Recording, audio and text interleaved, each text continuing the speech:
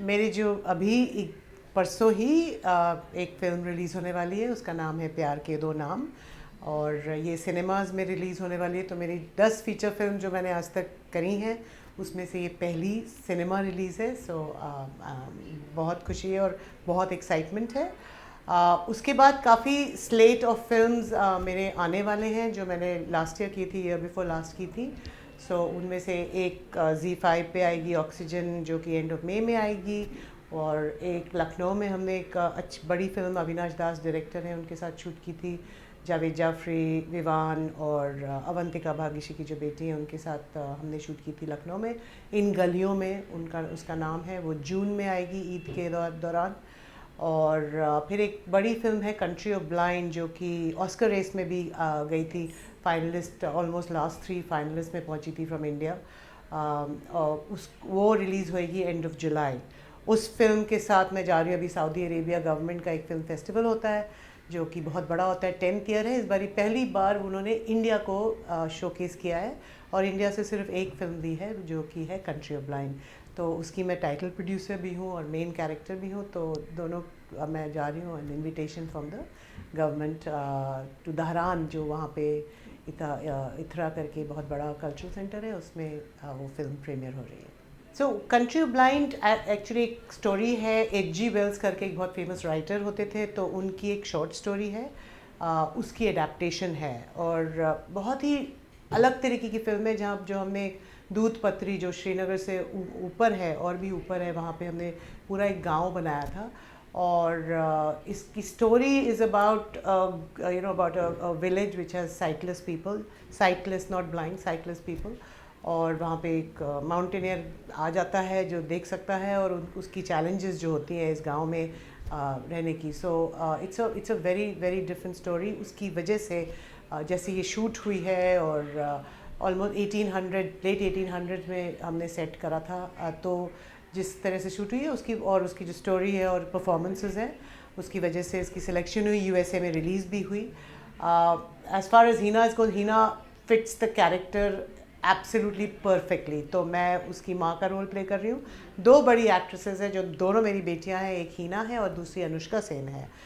दोनों ही कमाल की एक्टर्स हैं। अनुष्का के संग मैंने लिहाफ भी करी थी, तो ये मेरी सेकंड फिल्म थी उसके साथ। दोनों का रोल बहुत इम्पोर्टेंट है। और हीना, जो मेरी बेटियां हैं, one of them who is absolutely beautiful, जिससे जो lead protagonist, he falls in love with her, so she absolutely looked gorgeous. Even though हमारी जो कॉस्ट्यूम्स थी, we were wearing natural sheep skin, goat skin, no makeup obviously, but with that raw look, she's got a perfect face. बहुत कमाल की actress है वो। उस वक्त आई थिंक उनकी ऑलमोस्ट पहली फीचर फिल्म थी, पहली या दूसरी, after being such a popular actress on TV. So I think she put in a lot of effort. बहुत उन्होंने कमाल की कोशिश एफर्ट करी। हमने वर्कशॉप करी, हमको साइक्लिस प्ले भी करना था, तो उस पर काफ़ी काम करना पड़ा। But she is done it to perfection. उन्होंने बहुत मेहनत करी, and very happy because I was, as I said, title producer. तो उसका एफर्ट जो उसने और अनुष्का ने और बाकी सारे एक्टर्स ने किया, because it's a tough film. मेरे लिए तो वो कैरेक्टर करना और वो रोल करना, I think it was one of the toughest. Location, costume, weather, और to play cyclist was something else. And 1 महीना हम लोग काफ़ी रिमोट जगह पे रहे थे। बिटवीन हम लोग वहाँ चीते, भालू, ये सब घूमते रहते थे। तो it was quite an experience, but बहुत अच्छा काम किया हीना ने। I think as a producer, I produced the first 5 films I acted in. I was doing a different career. जब मैंने पहली फिल्म करी अपनी Lihaaf, so Rahat offered me a chance to become a bigger part of the film. और मैंने अपनी production company उसी वक्त खोली थी सिंगापुर में। तो मुझे एक मौका मिल गया उस वक्त to understand film making from the pre development stage. And वो लिहाफ जैसी फिल्म जो अभी जियो पे है और बहुत ही प्यारी फिल्म है, उस फिल्म के साथ जो हम जुड़े थे, मैं जुड़ी थी उसकी स्क्रिप्ट के साथ, शूट और उसके पोस्ट प्रोडक्शन, और फिर उसके बाद मार्केटिंग का। I took the film to Cannes वहाँ पे हमें एक ऑस्कर विनर मिले जो कि who came in as a creative producer, Marc Baschet. तो वो पूरी जर्नी जो थी, आई वॉज अ बैंकर, तो वो पूरी जर्नी जो थी मुझे बिल्कुल फिल्म मेकिंग 101 हो गई मेरे लिए। उसके बाद मैंने 3 और फिल्में प्रोड्यूस करी, और वो 2 छोटी थी और फिर एक कंट्री ब्लाइंड बड़ी थी। तो as a producer, and I have acted in very big roles in all of these films. मुझे जो प्रोड्यूसर की जो चैलेंजेस है उससे एज एन एक्टर मुझे बहुत फ़ायदा हुआ, बिकॉज सबसे बड़ी बात मैं जो अभी भी now I go as an actor, but जितने यंग एक्टर्स को मैं बताती हूँ कि भाई you know the people who are treated the best on a set are actors, and everybody else is really there trying to make everything work for the actor. और actors को patience, काफ़ी tremendous patience की ज़रूरत है, ये समझने की ज़रूरत है कि जैसे बहुत कभी कभी वेट करना पड़ता है या शूट्स कैंसिल हो जाती है, ये सब होता है। तो I see some of the young actors get very impatient. So मेरी जो वो जर्नी हुई एज अ प्रोड्यूसर, तो उसकी वजह से I think I am a more patient actor. I understand the problems that a unit is facing, even though I may not be aware, but I'm very aware. And I'm very aware of the requirements of a cameraman, the requirements of a director, discipline on the set, because मुझे पता है कि producer के पैसे लगे हुए हैं, और हम कोई भी कुछ भी गड़बड़ होती है तो finally the buck stops with the director and the producer. और बहुत लोग मेहनत करते हैं, 200-300 लोग मेहनत करते हैं फिल्म को बनाने के लिए, मगर एक्टर को बहुत इज्जत मिलती है. और एक्टर्स को ये आई थिंक समझने की ज़रूरत है कि सबसे ज़्यादा मज़े एक्टर्स करते हैं, तो पेशेंस भी सबसे ज़्यादा एक्टर्स को होनी चाहिए. I think that of course actors must speak out if अगर उनको तकलीफ़ हो रही है. And I have heard the tremendous amount of struggles actors go through, you know, when they are made to wait a lot, or they have very tough schedules. ये भी तो होता है, एक्टर्स को पहुंचना भी पड़ता है, 5 बजे कॉल टाइम होता है, रात तक 12-12 घंटे की शिफ्ट होती है, तो वो सब होता है. And they must be, of course they must be people who are not treated well should speak out about it. मैंने देखा है, एक तो इंडस्ट्री में मैंने देखा है, क्योंकि मैं as I said I am a new person to the in the industry. Financial issues जो होते हैं, जो यू नो एक्टर्स को जो स्ट्रगल होता है पैसे कलेक्ट करने, वो तो मैंने एक्सपीरियंस करा है. तो वो एक रियलिटी है, और वो नॉट ओनली एक्टर्स के साथ है, टेक्नीशियंस के साथ है, जब चाहे वो मेकअप मैन हो या जो भी हो. और काफ़ी तकलीफ़ होती है लोगों को to get their payment, get their dues. तो आई थिंक जो इंडस्ट्री में एक थोड़ा डिसिप्लिन आने की ज़रूरत है, वो बहुत ज़रूरत है, आ रहा है. I only hope and feel that things are improving, because जो OTTs हैं और जो इंटरनेशनल OTTs हैं वो ड्राइव करेंगे इसको. और अपॉर्चुनिटीज़ बहुत है एक्टर्स को, तो अब अगर आप ट्रीट नहीं करेंगे एक्टर्स को, तो चॉइसेस हैं एक्टर्स के पास उसको स्विच करने की. Now TV I know is a big it's a lot of hard work, और उसकी वजह से मैंने भी अभी थोड़ा उसको दूर रखा हुआ है. मगर देखा जाए तो फिर वो TV actors house hold names भी बन जाते हैं, उनको अपॉर्चुनिटीज़ भी बहुत मिलती हैं. So I think it goes both way, but discipline तो हर इंडस्ट्री में चाहिए होती है. I worked overseas. मेरी एक फ़िल्म है, सिंगापुर की फ़िल्म है, इंडियन स्टोरी है, बट नेटफ्लिक्स पे है, अमेज़ॉन पे है.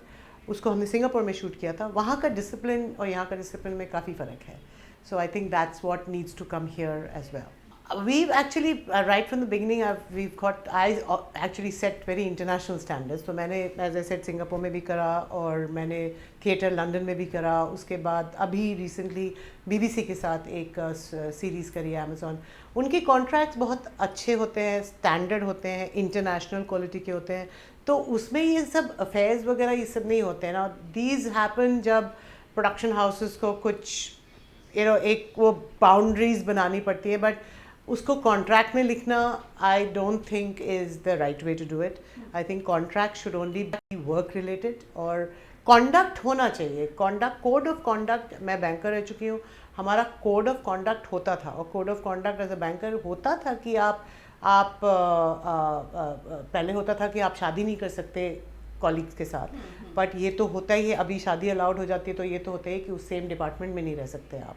तो वो बेसिक कोड ऑफ कॉन्डक्ट तो होता है, which should be discussed with actors कि भाई ये कोड ऑफ कॉन्डक्ट कर सकते हैं कि as long as the film is there, the code of conduct of respect between people and no sexual abuse, ये सब सारा कुछ है. अगर आप इंटरनेशनल कॉन्ट्रैक्ट में देखो ये सब होता है. अब उसको आप किस तरह से तोड़ बोड़ मरोड़ रहे हो वो अलग बात है, मगर पर्सनल होता है, बाउंड्री सेट होती हैं और वो होनी चाहिए, बट वो सब अंदर कोड ऑफ कॉन्डक्ट में आना चाहिए. Heena is a very strong personality. तो she knows what she is doing and she knows what she wants.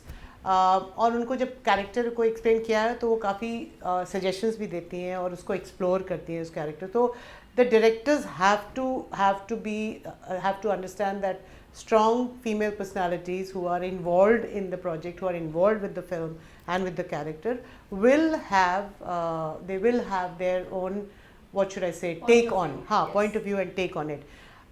अब आप उसको कुछ भी नहीं करा सकते, and I respect her for that, and I think I respect her personality from that perspective. She is one of the stronger personalities that I have seen.